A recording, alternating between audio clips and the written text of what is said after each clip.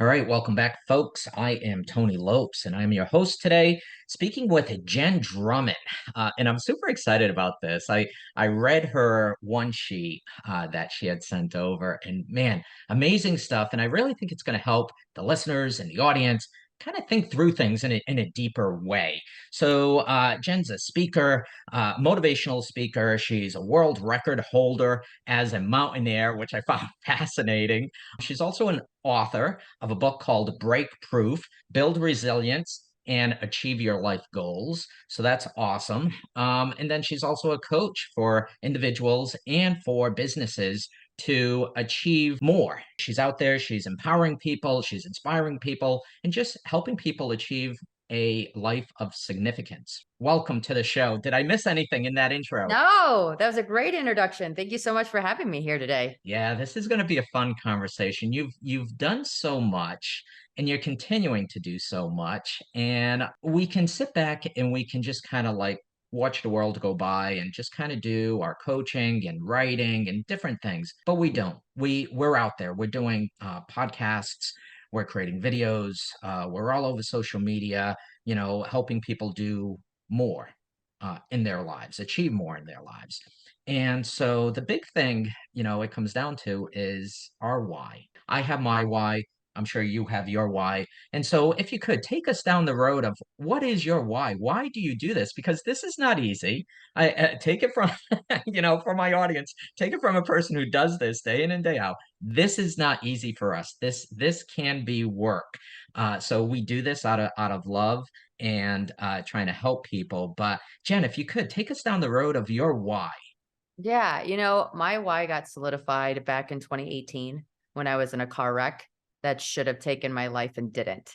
I remember watching the semi almost hit my car right before it happened. I'm like, okay, I promise I'll do something good with my life if I can continue. Like, please don't cut my life short. There's so many things I want to do and experience and see. And so I did. I survived. And when that next year, which was 2019, I spent the year just kind of figuring out why. Why was I here? Why was I saved? Why didn't I pass on? And I think each one of us is here to carry out something special. And it's what's in your heart that gets you up in the morning, that gets you excited, that brings a smile to your face, is what you're here to live and do.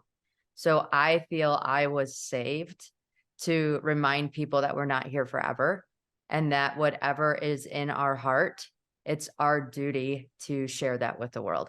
I love that. And there's so many things. Again, I go back to your one sheet that just resonated with me. So many different things. So I chat with folks about if you're doing the same thing day in, day out, and your life is like Groundhog Day, and you're not really experiencing more, you're not giving more, you're not creating more value, you're not creating new relationships. If it's just Groundhog Day, day in and day out, maybe you want to take a little bit of time to rethink that, right? Because to your point, we only come this way once, and when it's over, it's over. So we should be making the most of it. So I love the way that you share that, and I also love what you just shared in terms of, I'm making some notes here because this is important stuff that we all go through when we're thinking about working to achieve bigger things in our lives.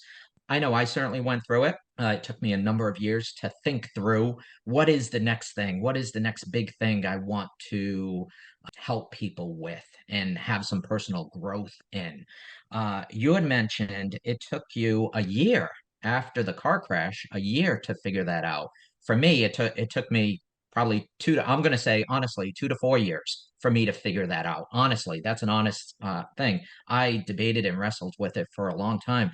I want to analyze that a little bit, that year-long journey, because a lot of folks think, oh, we know what we want to do and we just go do it.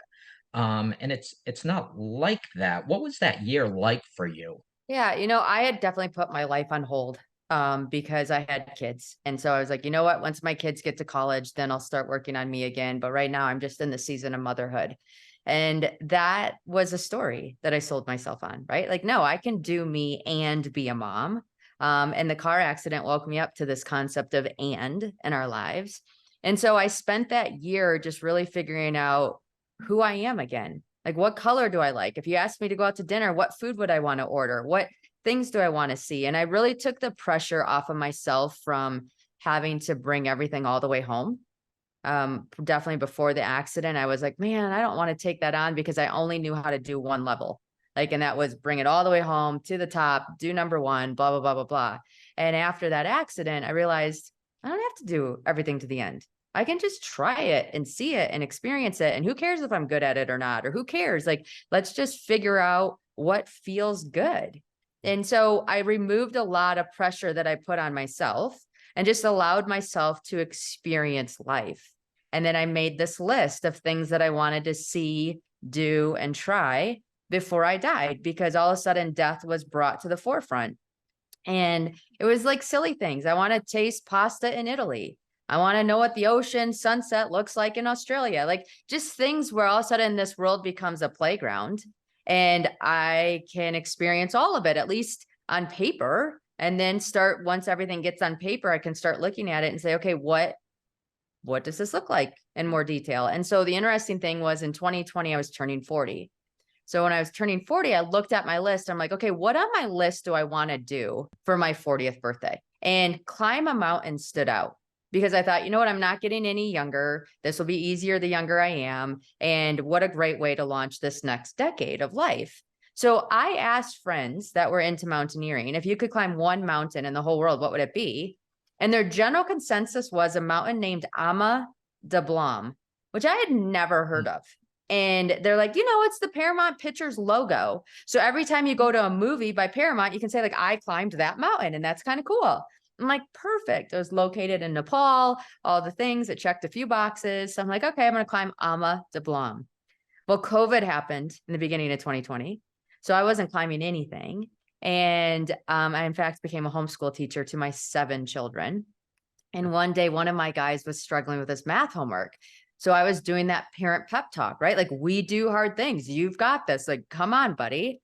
And he looks at me and he goes, if we do hard things, why are you climbing a mountain called I'm a Dumb Blonde instead of a real mountain like Mount Everest? I'm like, honey, it's Ama de Blanc, not I'm a Dumb Blonde. But thank you. Like, that's cute. If you finish your homework, we'll look at Everest. So he did, and we did, and he went to bed. And I thought, you know what? If he thinks Everest is the hardest mountain in the whole world, I'm going to climb it. And I'm going to show him that whatever Everest is, we can hit the summit.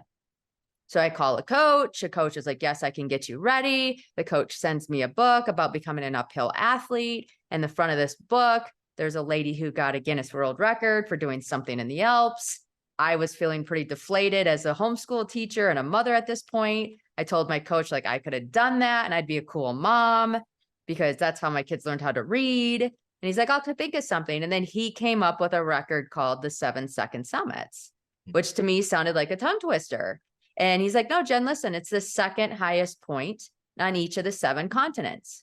It's never been done by a female. It's only been done by one male. It's harder than the first 7. And think about it, 7 continents, 7 mountains, 7 children. Sounds like a jackpot. Yeah, it certainly does. It does, right? And so I had like never slept in a tent before. I had barely hiked up a mountain before. And I said yes to this thing. So I think part of it is getting curious about yourself and what you want to do and what you like and what you don't like and figuring that out again.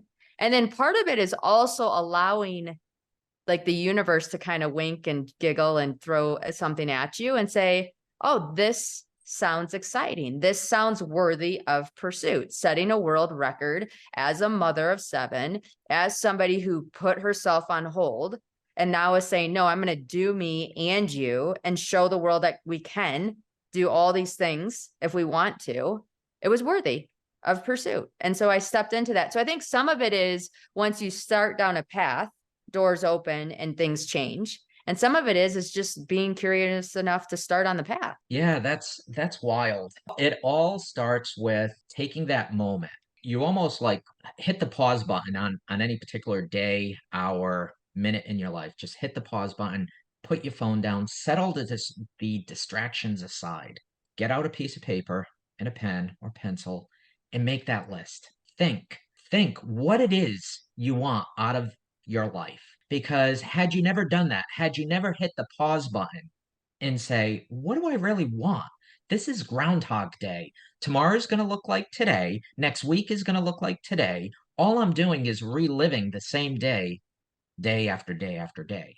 And that's not living. That's not life. We want to have a very full life, a life of significance, right? As you say, which I love. For the audience, for the listeners, if you need to pause this video or this recording, pause it, grab a piece of paper, grab a pen, grab a pencil, and write down, start thinking about. And yes, it's not going to all come to you all at once. It doesn't. For me, it took me years.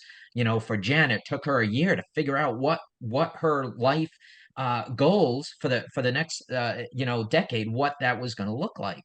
And it takes time. Don't feel embarrassed. Don't feel like this is a game where you have to have it done in the first 60 seconds. It's not. It takes time to figure this stuff out. So don't be embarrassed if it takes you longer than a day or a week to figure this out. The important thing is do it. Take action. One of the other things you had mentioned was, as part of your why, is about doing what's in your heart. Understand, and that takes time too to figure out. Like, I deal a lot with real estate and capital money, right? So a lot of folks that I'm around, it's a lot about the money, the cash flow, the business of things, right?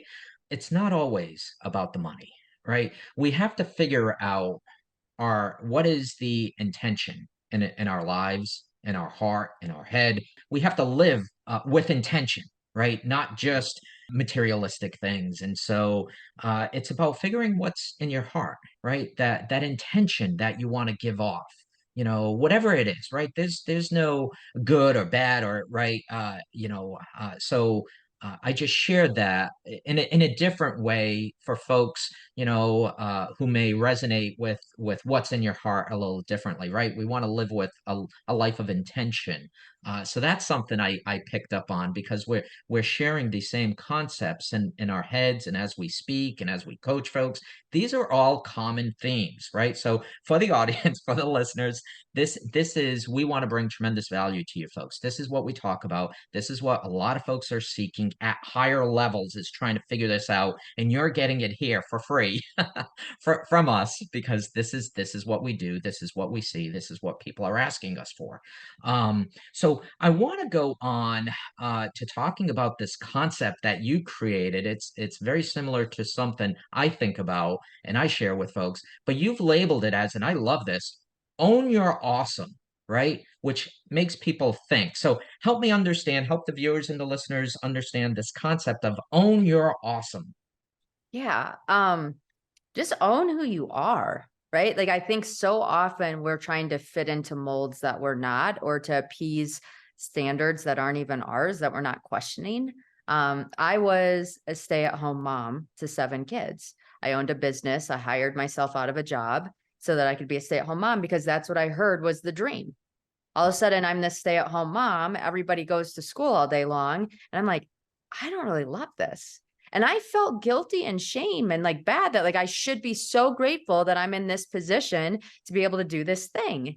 And I wasn't. And so I wasn't thriving. I was just surviving. I was checking boxes. I was going through the day and the motions. And I sold myself on that if then concept. When my kids go to college, then I can get back into me. And the reality is like life's right now. It's these moments right now in front of us. And we just have to celebrate who we are. And there is that carpool mom that loves to make brownies and dress up in the holiday sweaters and go into the classrooms and like help kids with glue. I think that's fantastic. I'm not that human, but I'm glad that human exists. I'm a human that likes to do different things and can participate in society a different way. And so when we learn to own who we are and have the courage to step into that, what unfolds is magic. I mean, I got into mountaineering. It's by many considered a very selfish sport. Add 7 children to it, and everybody's got an opinion on why you should not be doing X, Y, or Z. And I'm like, I'm sorry, this is what gets me excited. And I'm a happy person when I'm outside in the mountains and I come back home and I have a different energy around my family and I can tolerate more and I have more patience and I'm just a better person for that pursuit. I stepped into this pursuit and I have had more impact with charities in third world countries and different things than I would have had I stayed in the box that I was before. I got involved in poverty projects in Africa. I helped put a Pakistani female on the top of K2, which is her country's prized peak. Like, there's so many things that I was able to be a part of because I owned who I was. Yeah, I love that. And before I hit the record button, I was sharing with you, Jen, that I'm going through some learning now myself along the lines of own your awesome, right? I'm going through this exercise of just learning more about the Stoic principles and understanding that you cannot change the world around you, which is very chaotic and very distracting, and it can make you a very miserable person if all you do is watch the media and listen to politicians. It's a very crazy world that we have. And so, me learning some of these Stoic principles and really coming back to understanding owning my awesome, I'm a happier person. I'm a more productive person.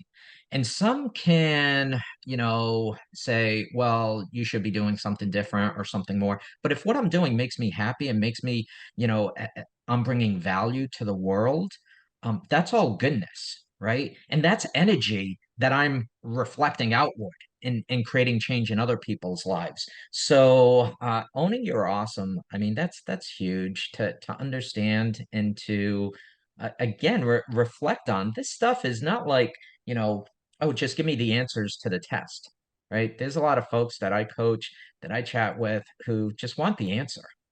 And a lot of times I don't have the answer, right? Jen doesn't have the answer, right? This takes some learning. This takes time to develop. Jen, you obviously understand that very well because you wrote this great book, right? Which I want to talk a little bit about, called Breakproof, and understand, share some of the strategies that you provide in your book to help people through some of these thought processes, Jen. Yeah. So I think one of the key strategies that I learned from climbing and building a business is that big mountains take big teams. I think a lot of us set these big goals for ourselves and we don't realize that it takes a team to reach the summit. When I think about me climbing Everest, there is so many people involved in this, like, to make that happen. Right. I mean, probably 1,000, if I had to be honest, from people at home to people buying the food to setting up the camps to getting the oxygen to making the rope set and all these different things, all so that I could summit the mountain. If I had to do it all by myself, I wouldn't even get to base camp. And so I think a lot of us will set goals that are Everest like goals, and then we expect to be able to climb to the top by ourselves. And then when we can't make it and we start getting tired, we start negotiating with ourselves. Oh, maybe it was too big of a goal. Maybe I didn't really want to do that. Well, I was being silly. No, you weren't. Like, you're like, the fact that you're negotiating with yourself right now and not saying, who can help me? How do I make this easier? How do I have my load be lighter so I can get farther up the mountain? Is where that question needs to go. Yeah, I'm just taking notes here as quickly as I can. I love these concepts because I do write them down, in terms of, climbing big mountains require big teams. Anything. Yeah, you built a business, I built a business. We do big things, and I and you, we can't do this stuff alone, right? There's so many people on your team, on my team, that help support us, that make the business, right? Because we can't do it all. And folks need to understand that they don't need to go at it alone, right? There's a lot of learning that you've achieved in your life that you can help not just individuals with, but also businesses get through. And so that's super powerful to understand. You don't have to go through this alone. Again, for the audience, reach out to folks like Jen here. We're going to give her contact information here because super powerful concepts here. She's done it, right? She's kind of crossed that bridge to the other side. She's figured out a lot of these things, and she can help people talk through and think through these things. So that's super important. And this concept where you say, don't negotiate with yourself. Boy, I think we all understand that aspect. I know I certainly do. When I set a very lofty goal and then I start, kind of paring it back because it's kind of like, oh yeah, to your point, oh maybe it was too lofty of a goal, and now I start to, fall back on minimizing, my goal and whatnot. So break proof, super great, great learning and reading there. Breakproof, build resilience and achieve your life goals. Tell us a little bit how folks can get that book and how folks can connect with you, Jenn. Yeah, please. So on Amazon, you can buy the book. You can also go to my website, which is jenndrummond.com. And there's two N's in Jen. And on my website, you can have a link to buy the book. You can join some of my challenges. I have all my social media handles. So you're welcome to say hi and interact on whatever your platform of choice is. I'd love to connect further. That's awesome, Jenn. Thank you so much for joining us here today, sharing about your book, sharing about your life experiences. Super important. Appreciate you helping individuals and businesses out there through your coaching. You're doing awesome stuff. Thank you so much. Thank you for being here. Thank you.